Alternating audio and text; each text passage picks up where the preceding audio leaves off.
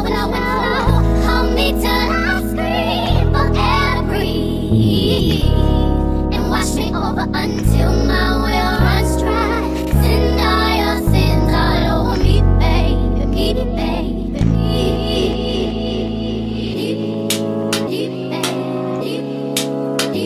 What it do, cream of wheat? It's me, Keisha, and I'm here with tonight's all new, all tea, all shade, ready to love season 6 episode 1 review. If you all hear some little thumping noises in the background, that's my ice machine, so excuse it. But let's get into tonight's review. So if you guys haven't watched my Meet the Cast video, I posted a Meet the Cast ladies edition and men's edition video where I broke down the cast just based off what I thought about their photos. So I can't wait to see if I was right about these folks.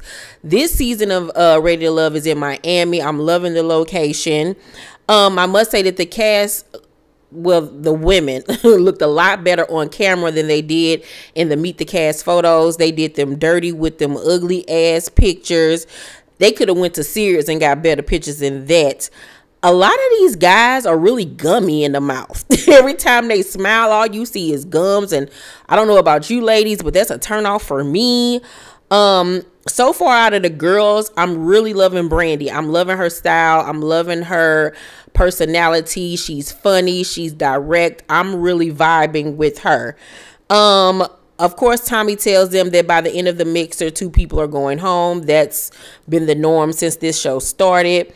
The ladies are really loving Mike. I remember saying that in my Meet the Guys video that the girls would love him because he's chocolate. He has a beard. He has muscles and the low waves. So I knew that they was going to be on him, child. I do not like Sean off the bat, him nor his eyebrows. I don't know what is up with his eyebrows looking like stair steps and him constantly making one higher than the other like he's The Rock.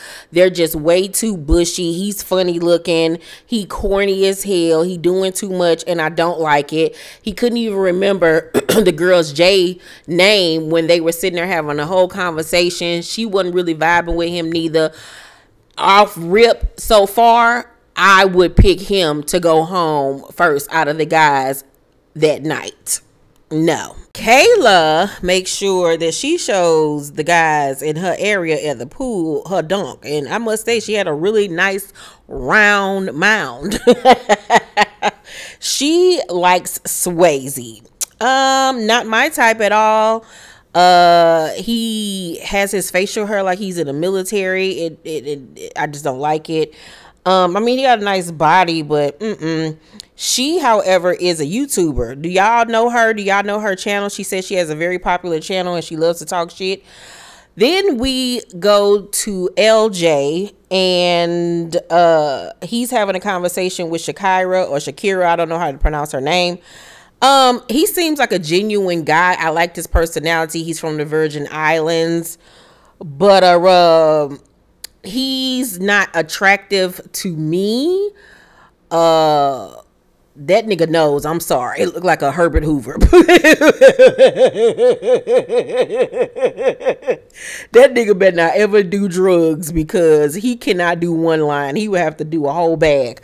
Child, Jesus, that knows. And for all the people, ain't no featureism bullshit. It's a fucking joke. Get over it.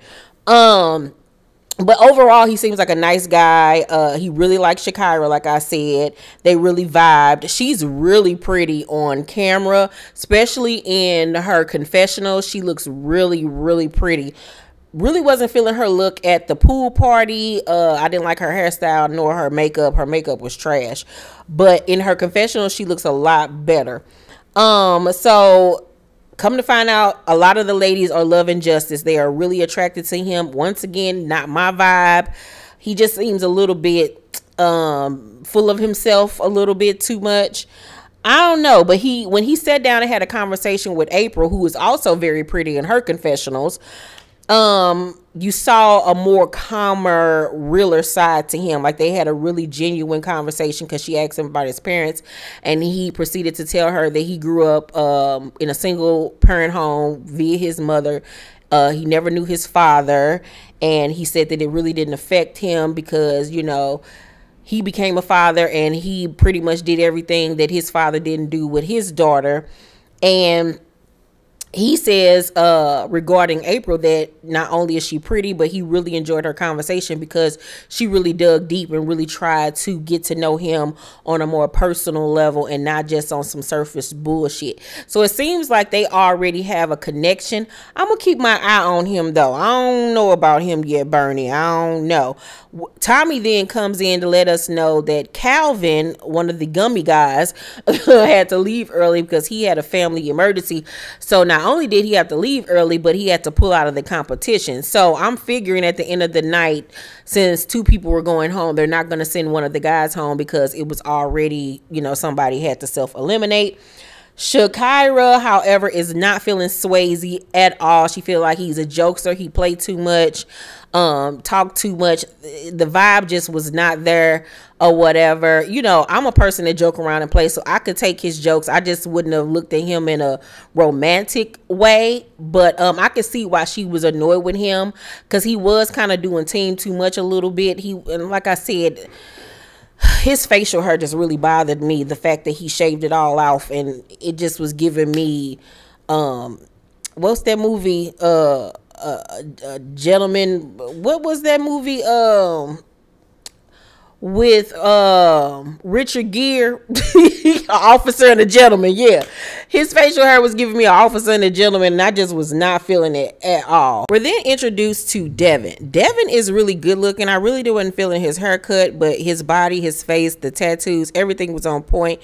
He played in the NFL a little bit. He's very fit, but when I look at him, something gives me cokehead vibes, or a former cokehead. He just seems like he was a real big partier back in the day, or maybe still is. He has a conversation with Sharice and Kaden over at the hot tub, I believe, or one of the little mini pools, and they get to talking about kids, and Sharice says she has no kids or whatever, and then they ask him, does he have children? He was like, no. I mean, yeah, I got a 10-year-old. And they was like, what the fuck? Like, you just said no, and then you say you got a 10-year-old. Like, the fuck that mean? Like, first of all, as soon as he said no and then turned around 2 seconds later and said, oh yeah, I got a 10-year-old, like he didn't fucking remember he had a kid, conversation would have been over. So they asked him to, you know, elaborate on what does that mean. So he was like, basically when he was a player at the, you know, playing for the Bills, that he basically had a one night stand and he didn't want to take the child away from her mother, some bullshit. And I'm looking like, nigga, what? Sharice dumbass get up and give him a hug. Like, why the fuck are you giving him a hug? Please explain that to me. The baby the one that need a hug, because he ain't even a part of his kid's life, come to find out, and has not attempted to take any legal action to be in the little boy's life. So, Kaden wasn't feeling it, and I wasn't feeling it either. Nah, bruh. Conversation is over. Your ass ain't ready to love nobody if you ain't ready to love your own motherfucking child. Nigga, get your ass off this goddamn show. And this is exactly what I would have told him to his face, because I think that's some low down dirty ass shit when men aren't involved in their children's lives, and especially when you are an able-bodied person. Ain't shit wrong with you. If you really wanted to have a relationship with your child, you would have, but you got your old nasty ass up on this goddamn television talking about something you ready to love. Nigga, love yourself and love your child. How about that? How about that, sir? So I don't care how cute he is, his pedigree, none of that shit. I'm not laying down, talking to, kissing, dating nobody that don't take care of their kids. Period, point blank. And anybody on this show that does is just as trifling as he is. So Tommy comes back in and asks, you know, the ladies who they feeling, who they not feeling. A lot of the ladies, of course, are feeling Justice. Some of the ladies are feeling Mike. Mike reminds me of MB. MB is Michael Brown. You remember Michael Brown Jr., who was killed by police here in St. Louis years ago. I actually went to school with his father, MB. We called him MB. Me and MB used to talk when I was I a freshman that year when I was talking to MB? Yeah, I was a freshman. He was either a junior or a senior when I was talking to him. But I grew up with MB in high school or whatever, and he reminds me so much of MB. Yeah, some of the ladies like him. Most of the ladies are not feeling Swayze. And so at the end of the night, Tommy asked them to come up to the front, Sean and Swayze, because the ladies aren't feeling them. And so Swayze and both Sean are actually shocked that they have been called up. At the end of the night, however, Sean is the one that is sent home because he is not ready to love. And I was like, you and your eyebrows can skedaddle. I was actually shocked that they sent one of the guys home. I just knew that they were not going to send one of the guys or one of the girls home that night. So after Sean is cut, Uncle Tommy, nephew Tommy, whatever his name is, Uncle Clifford, tells the rest of the singles to go back and mix and mingle because, you know, one of the ladies will then be sent home. We then sit down with Samson, and he is black and purging. He's feeling, I think her name is Looney. I think that's how you pronounce her name. They're really vibing one another. He's making her laugh. She's blushing. She actually likes him a lot too. So they decided they're going to exchange numbers. We then see Jamala and Randall vibing with each other. He is really feeling her. She is really feeling him. She done gave that man a nickname. And he not personally somebody that I would ever date. He has a really gummy smile that would really just distract me. But they're sitting down and having a conversation, and Dominica comes over and, you know, asks to speak to him. So Jamala gets up or whatever, but, you know, she makes it known that that's her boo thing, honey. So Dominica is really, you know, loud and boisterous and, you know, just a carefree, funny girl or whatever. I hated her makeup. Ooh, God, I hated her makeup. It was way too dry and patchy, and she had on way too much banana powder underneath her eyes. Oh, God, I just wanted to do her makeup for her. But other than that, I really liked her, but I hated her wig as well. So Sharice, Brandy, Kayla, and somebody else were all sitting across from them. And Sharice was like, is her name Dominica? And Kayla was like, yeah. So she was like, is that her stage name? And Brandy cut her eyes like, damn, bitch, really? So then Sharice was like, I mean, we can try to coach her on quieting down a little bit and closing her legs and fixing her hair. And I was like, damn, girl, like, geez Louise, like, Judgy McGrudgy. Now, you know, I talk shit because this is what I get paid to do via YouTube.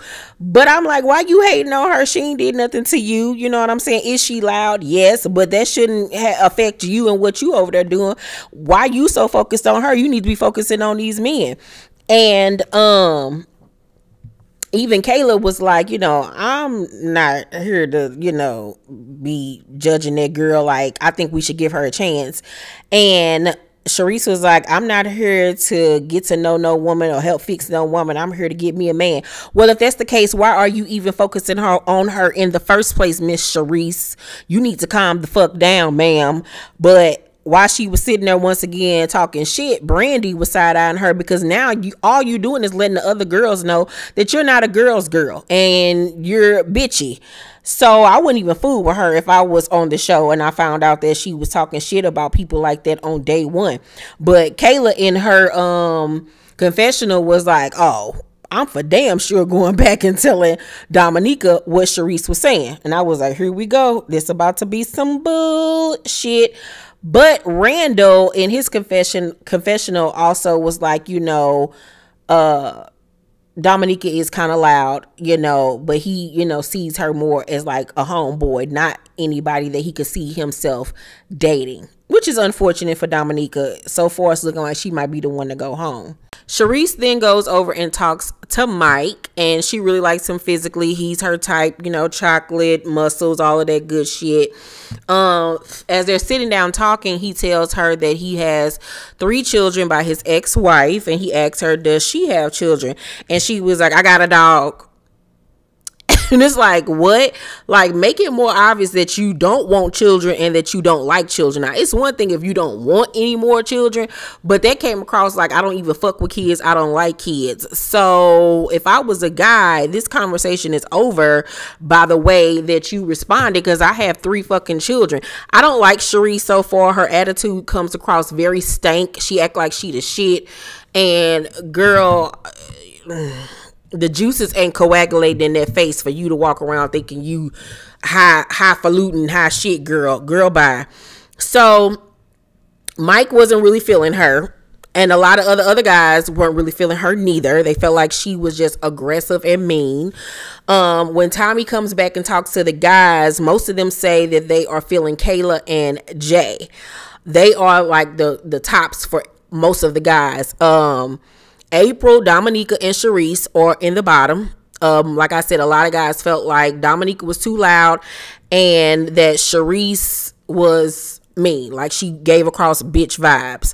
And Devin, of course, he liked her. He says, I like her because she mean. Nah, nigga, you liked her because she accepted the fact that she was a deadbeat daddy, because she don't even fucking like kids. So she thinking in her mind, good, I ain't gotta deal with no goddamn kids. He can keep it that way. He ain't gotta have no relationship with that little motherfucker. That's how she coming with the shits. Like, ugh, she trifling and you trifling. He fine though. I'll fuck him, but I wouldn't look at him in the eyes. Not at all.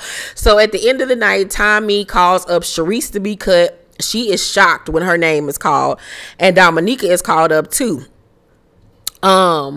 However, because like I said, Calvin had to self-eliminate, neither one of the ladies are sent home. So of course they're super excited that they got to stay. So from judging on the trailer for this season, it looks like it's going to be a really good season. There's going to be a lot of arguments between these girls and stuff. So I cannot wait to see how this whole thing is going to play out. Let me know down below in the comment section who you were feeling in episode 1, who you not feeling. I can tell you right now, as far as the guys, I like Mike. I think Devin, as far as attraction wise, is like the only guy in the house that I would have really been attracted to. I like LJ's personality. Samson seems cool, not my type, but he seemed like a cool dude. I don't like Swayze. I really am not feeling Justice that much. That's who I could think of on the top of my head. Randall, not my type. He got too many gums, too many baby teeth. As far as the girls, I'm really liking Brandy so far. I feel like she the realest. I can't think of, I like Shakira. She seems like she's a very sweet girl, a little naive though. Don't like Sharice at all. Kayla seemed like she messy. So yeah, we're gonna see how this season shapes out. Make sure you guys like this video, thumbs up this video, and make sure you hit that notification bell button. And if you have not subscribed to my channel, what the fuck are you waiting for? Hit that subscribe button now. I love you guys, and I'll see you on the next video. Bye.